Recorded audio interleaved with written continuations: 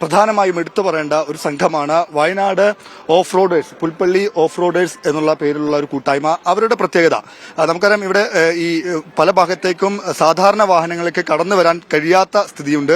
ഞാനിപ്പോൾ നിൽക്കുന്നത് village road പ്രദേശത്താണ്. ഈ പ്രദേശത്ത് നിന്ന് നിരവധി മൃതദേഹങ്ങൾ കണ്ടെടുക്കുന്നുണ്ട്. ഈ മൃതദേഹം പുറത്തെത്തിക്കാൻ പോലും ആംബുലൻസുകൾക്കോ മറ്റു വാഹനങ്ങൾക്കോ ഇവിടേക്ക് വരാൻ കഴിയാത്ത സ്ഥിതിയുണ്ട്.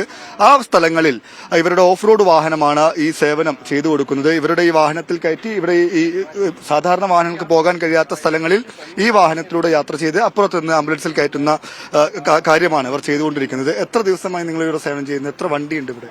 ഞങ്ങളിപ്പോ ഫ്ലഡിന്റെ അന്ന് രാവിലെ ഇവിടെ എത്തിയതാണ്. ഇപ്പൊ ഇന്ന് മൂന്നാമത്തെ ദിവസമാണ്. ഇപ്പൊ നമുക്ക് ഏകദേശം ഇന്നിപ്പോ 4-5 വണ്ടിയുള്ള 5 വണ്ടി, ഒരു മിലിറ്ററി ട്രക്കും ഉണ്ട്. അത് മിലിറ്ററി ട്രക്ക് നമുക്ക് 3 ഉണ്ട്. അതിൽ ഒരെണ്ണം ഇവിടെ സൈഡിലുണ്ട്. അത് വെച്ചിട്ടാണ് വർക്ക് ചെയ്യുന്നത്. പിന്നെ അതേപോലെ ജീപ്പിൽ നമുക്ക് ഇവിടുന്ന് പാസ് ചെയ്യാൻ വേണ്ടിയിട്ട് 4 വീൽ വണ്ടികളും ഇഞ്ച് കാര്യങ്ങളൊക്കെ ഉള്ള വണ്ടികളെ പറ്റുള്ളൂ. പിന്നെ സംഭവം നടന്ന ദിവസം നമ്മൾ ഫസ്റ്റ് നമ്മുടെ വണ്ടിയാണ് ഫസ്റ്റ് ഇങ്ങോട്ട് കയറിയത്. വരാൻ പറ്റിയില്ല. അത് ട്രക്ക് എന്താ വെച്ചാൽ ഹൈറ്റ് ഉള്ള കാരണം വെള്ളത്തിൽ പാസ് ചെയ്ത് കയറുകയാണ് ചെയ്തത്. അങ്ങനെ നമ്മൾ ഇവിടെ കുറെ കുടുംബങ്ങൾ ഉണ്ടായിരുന്നു. അവരെല്ലാം അപ്പുറം കടത്തി. അതിനുശേഷം ആണ് ബോഡി എടുക്കാൻ തുടങ്ങിയത്. പിന്നെ ഇന്നലെ വരെ ഇവിടെ നിലവിൽ ബോഡി കാര്യങ്ങളൊന്നും ഇല്ലായിരുന്നു. ഇന്നലെ വരെ നമുക്ക് നിലവിൽ ഇവിടുന്ന് ബോഡി എടുക്കാനുള്ള ഹിറ്റാച്ചി സംവിധാനങ്ങളില്ലായിരുന്നു. ഇന്നോട്ടിപ്പം സാധനങ്ങൾ മിലിറ്ററിന്റെ ബേസിലാണ് ഇപ്പൊ നമ്മൾ വർക്ക് ചെയ്തുകൊണ്ടിരിക്കുന്നത്. അവരാണ് നമ്മളെ അസിസ്റ്റ് ചെയ്തുകൊണ്ടിരിക്കുന്നത്. നിങ്ങളിപ്പം സ്വയം ഇറങ്ങിയതാണോ അതോ സർക്കാർ സംവിധാനങ്ങൾ ആവശ്യപ്പെട്ടതിന്റെ അടിസ്ഥാനത്തിൽ വന്നതാണ്? നമ്മൾ സ്വയം വന്നതാണ്. പിന്നെ എന്താന്ന് വെച്ച് കഴിഞ്ഞാൽ നമുക്ക് 2018 ഇവിടെ പ്രളയം ഉണ്ടായപ്പോഴും നമ്മൾ വന്നിട്ടുണ്ടായിരുന്നു.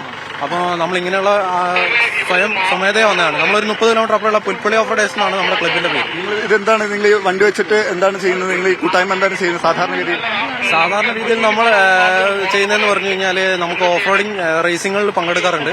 പിന്നെ അതേപോലെയുള്ള ചാരിറ്റി പ്രവർത്തനങ്ങൾ ചെയ്യാറുണ്ട്.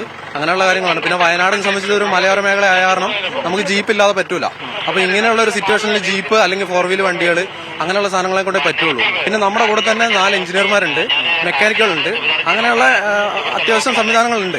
ഇത് സർക്കാർ പറയാതെ അല്ലെങ്കിൽ ആരെങ്കിലും ആവശ്യപ്പെടാതെ നിങ്ങൾ സ്വയം വന്നാണ്. ഇപ്പം സർക്കാർ സംവിധാനങ്ങൾ നിങ്ങളെ ഏകോപിപ്പിക്കുന്നുണ്ടോ? അവരുടെ ഭാഗത്തു നിന്നുള്ള സഹായം, ഡീസൽ ഉൾപ്പെടെ ആവശ്യമാണല്ലോ, അതിനുള്ള സഹായം സഹായങ്ങൾ കിട്ടുന്നുണ്ട്. ഡീസൽ അത്യാവശ്യ സാധനങ്ങൾ കിട്ടുന്നുണ്ട്.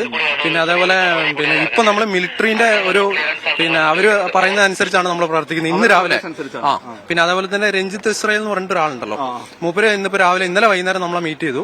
ഇന്നിപ്പോ നമ്മൾ അവർക്ക് വേണ്ടിയിട്ടാണ് ചെയ്തുകൊണ്ടിരിക്കുന്നത്.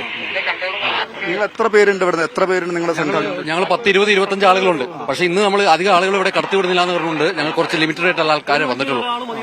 അപ്പം ഇന്ന് കുറെ വണ്ടിയും വരാനുണ്ടായിരുന്നു. പക്ഷെ അധികം ആളെ കടത്തിവിടാത്തതുകൊണ്ട് സ്പെഷ്യൽ പെർമിഷൻ, മിലിറ്ററിന്റെ ഒരു പെർമിഷൻ ഉള്ളതുകൊണ്ട്, മിലിറ്ററി അവരെ അസിസ്റ്റ് ചെയ്യണം എന്നുള്ളതുകൊണ്ടാണ് ഞങ്ങൾ വന്നത്. അതെ, ഈ ഭാഗങ്ങൾ ക്ലിയർ ചെയ്ത് ഞങ്ങളാണ്. ഒരുവിധം കാര്യങ്ങളൊക്കെ ക്ലിയർ ആയിട്ട് നടന്നു. അതുകൊണ്ട് അല്ലെങ്കിൽ ഇന്നലെ മിനിഞ്ഞാന്ന് വരെ ഇവിടെ ഭയങ്കര റഷായിരുന്നു. വണ്ടികൾ പോകാനും വണ്ടികൾ ബ്ലോക്കും കാര്യങ്ങളൊക്കെ ആയിരുന്നു. ഇന്ന് ഞങ്ങൾക്ക് ഒരു പരിധി വരെ ആ റോഡ് മുതൽ ഇവിടം വരെ ഞങ്ങൾ വാക്കി ടോക്കി വെച്ച് നിയന്ത്രിച്ചുകൊണ്ട് ഒരുവിധം കാര്യങ്ങൾ സ്മൂത്തായിട്ട് സുഗമമായിട്ട് നടത്താൻ കഴിഞ്ഞു. പിന്നെ ഈ വണ്ടികളൊക്കെ ഇവിടെ വന്നത് ഇതിനു മുന്നേ ഞങ്ങൾ ആദ്യത്തെ ദിവസം തൊട്ട് ഞങ്ങൾ ഇവിടെ ഉണ്ട്. അന്ന് മുതൽ ഞങ്ങൾ പറയുന്നതാണ് ഈ ഹിറ്റാച്ചി പറഞ്ഞ ഇവിടെ കണ്ടമാനം ബോഡികളുണ്ട്. കാരണം എല്ലാം ഞങ്ങൾ ഈ മേലേന്ന് എടുത്ത 10-26 ബോഡികൾ ഞങ്ങൾ ആദ്യം മേലേന്ന് എടുത്താണ്. അപ്പൊ തന്നെ ഞങ്ങൾക്ക് അറിയായിരുന്നു. കാരണം അവിടെ പൊട്ടിയ സ്ഥലത്തുനിന്നുള്ളത് എല്ലാം വന്ന് അടിഞ്ഞേക്കണ ഇവിടെയാണ്. കണ്ടമാനം ബോഡികളുണ്ട് അന്ന് മുതൽ പറയുന്നതാണ്. ഈ സംവിധാനങ്ങൾ ഇന്നലെ ഉച്ച കഴിഞ്ഞപ്പോഴത്തൊട്ടാണ് ഇവിടെ വന്നത്.